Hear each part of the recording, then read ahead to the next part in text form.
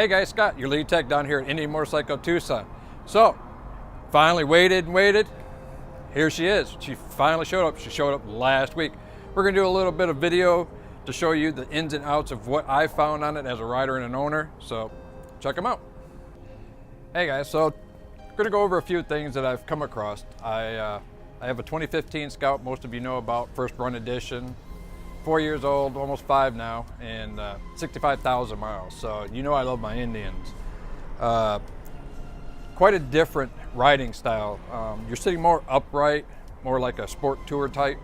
A lot more ground clearance. Yes, I can barely touch, but doesn't matter. I don't ride around with my feet touching the ground anyways. So once my feet are on the pegs, it's all good. Couple things I've noticed. The ride is super smooth. It's not even broke in yet. I have under 200 miles on this, so the suspension hasn't even really come into play yet where I'm going to have to do any adjustments. Although, with it being the race replica S version, I have fully adjustable front forks, dampener and rebound. I also have dampener and rebound adjustments on the rear shock with the piggyback. They went and upgraded our exhaust to the Akrapovic here, so I think I have a little bit more pump to it when I take off. I just rode sport mode today, and different throttle response by far. Snappier than standard, and especially in the rain mode. Rain mode, there's a little bit of a delay before your power starts coming on, which is real good because if it's raining, you want that.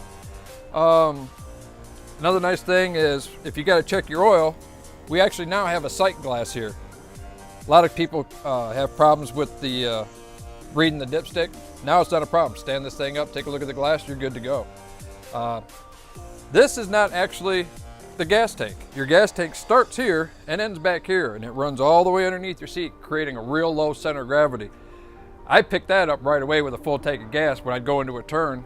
I didn't feel that fall over feeling when you go into a turn. I am going to have to add some kind of grip tape. My jeans on this shiny paint don't want to stick too well. And if you're going to lean, you want to get off the bike, get the center of gravity of the bike past the lean. 6-speed, 1 down, 5 up. Has cruise control. I haven't even used the cruise control yet. I'm trying to vary my throttle for my engine braking. The clutch is responsive. I haven't had to adjust that. It is a cable, it is not hydraulic, but you can literally adjust it yourself right at the grip. It's just an awesome bike. The whole characteristics, the riding are very comfortable. The seat looks like this, but there's actually the cushions down back in here. The brown ones that we sell for like the rally version is the same way. Now your tracker seat is a lot thinner as far as width and padding, but it's the look you're going to go for with the extra tail section you put on. Dan the Fireman's been doing some videos also, and he's already got his own side saddlebag and a luggage rack on his, and he showed us how to mount a phone.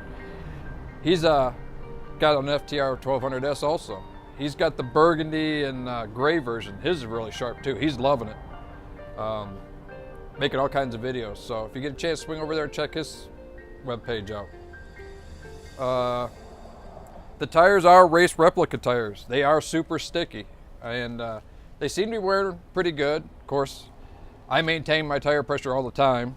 You can lose 5 PSI in as soon as 2 weeks. So if you topped off your tires a month ago and you think you're going to go out and they're going to be the same, chances are they're not.